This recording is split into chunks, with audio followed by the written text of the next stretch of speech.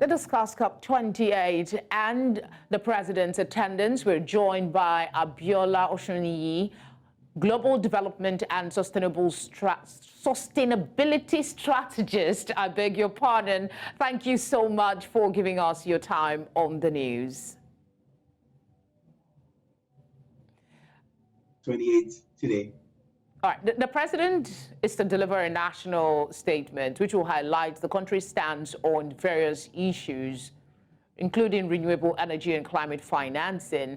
What are your thoughts? You know, first off, is the fact that Nigeria, just beyond the fact that we're the largest black nation in the world, we also hold a strategic position in terms of the impact of what climate change is having on us and could potentially have on us as a country. The president also sits as, the current president of ECOWAS, which essentially is both a dual position, for him. And, the last layer is you can't be having a conversation about the global south without involvement of Nigeria in the room and statements made by Nigeria. So, those are key things that we need to understand. It's not just an attendance for Nigeria.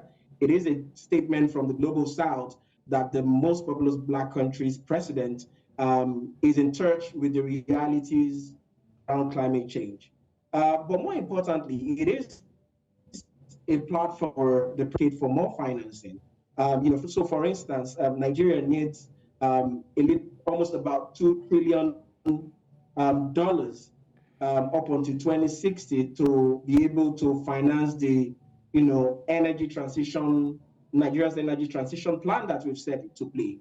And that's just for Nigeria. Then before you begin to talk about the rest of West Africa, where ECOWAS and where it sits. So it is critical that the president is making a statement. It is also very strategic from a climate financing point of view to be able to see the readiness of Nigeria as a country and the positive attitude that the country has towards attracting green financing and climate financing to accelerate climate positive initiatives that the Energy Transition Office has actually put in place.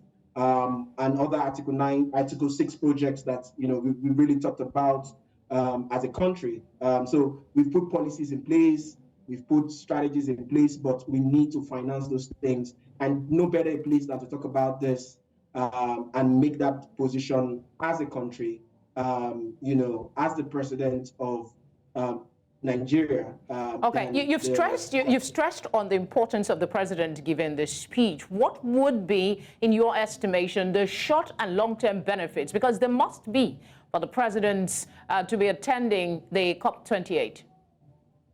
So first off is the fact that, and I kind of talked about it, is that today the president is the chief marketing officer for Nigeria.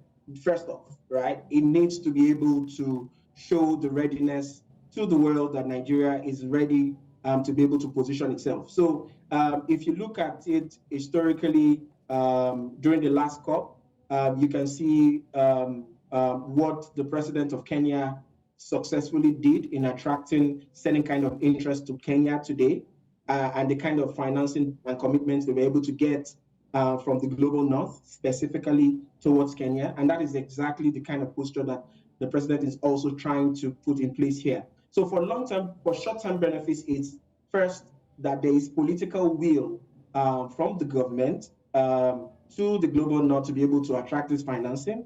And it's then also posturing the government in a positive light with all of the policies that we've created, that we are putting our money where our mouth is in terms of, the president really talking about it.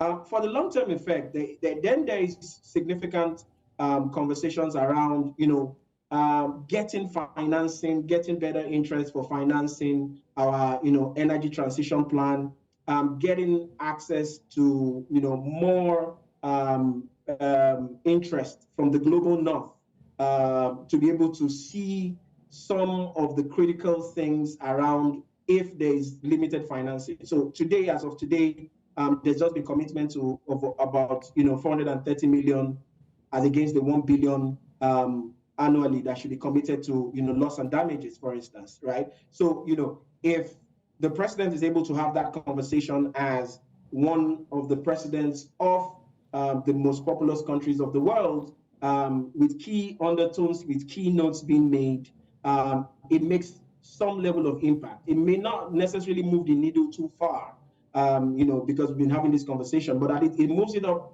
to a point where that brings some value. Then there's also a key thing, because I would expect, because there's some leverage of understanding aspects of the private sector, we could argue a bit that the president has some experience within the private sector, particularly within the fossil fuel industry.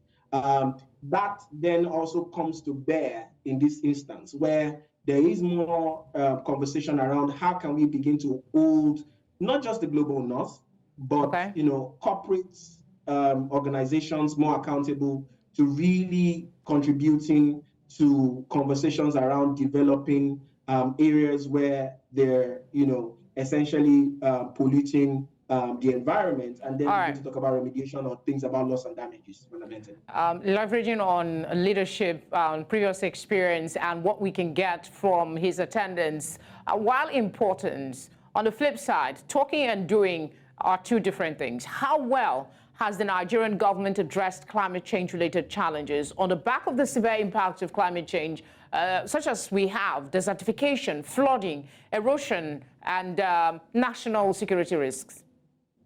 One key problem, and I'll be very direct to this. One key problem Nigeria has is we have fantastic policies, where essentially is around the execution and putting machinery to executing those policies. So first off, Nigeria has interesting policies. The last president, we had the Climate Change Act, and there's been, even within the financial services industry, there are things that focus around using part of their CSR for sustainability, which also connects to climate change. However, the key thing is, how do we then operationalize so many of our policies? The last states of flooding that we've had in the country has been connected directly to the inaction of government, or the fact that government is not taking precautions. Be that as it may, you will see some movement between the last administration and this administration. Specifically, you see me reference the National Energy Transition Plan. We do have a plan. There is some movement around having conversation around the plan. Okay, we're talking about the president attending the COP, but in reality, there needs to be more done on ground. We have a Climate Change Commission as a subset of the Federal Ministry of Environment today, but we've done a lot of things around the Green Belt project, NEWA project, at different points. We've tried to do some interesting projects around the country, but from an end-to-end conversation point of view, sometimes these projects are short-lived in terms of the kind of impact they make, either from the fact that funding strategies are not created sustainably, or funds are not essentially channeled towards the right thing. So those kind of conversations, are things we need to first grapple with and ensure that every dollar we invest in, managing conversations around climate change in country is really delivering on the value to ensure that we don't have future issues, and we need to, reinvest that dollar again. So those are key things we need to. So first, there's a structural problem we need to fix. There's an attitude problem that we need to also manage as a country with respect to managing things like corruption. All right. While we're dealing with the issues, at home, I know you have so much to share with us, but quickly, in 40 seconds, if you can, what are some of the key challenges or obstacles that world leaders face in stepping up efforts to combat climate change? And how can these challenges be overcome? I know it's a short time, but just do your best, please. Absolutely. I'll do my best to respond to that. So one key thing we all should recognize is that, the world just came out from, a constricted economy. While we talk about the global south holding the global north accountable, there is that key part that global leaders are facing a lot of, economic crunch. So that part is there. They need to also look at their own front.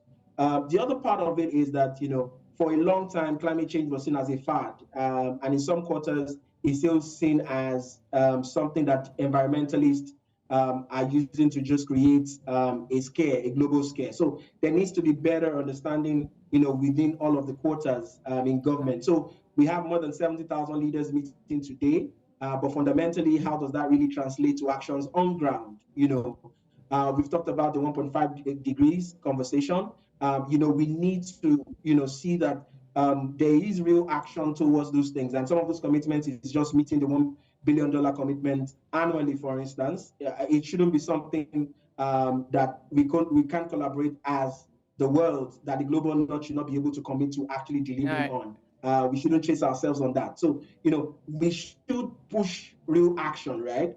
Beyond just words. And that's one of that's why the slogan I think key to everything, talk, there's plenty of talk, but what will make things move is the actions that are taken to back those words. Thank you very much, Abiola, for speaking with us. Thank you very much. And it's good to speak about this. Thank you.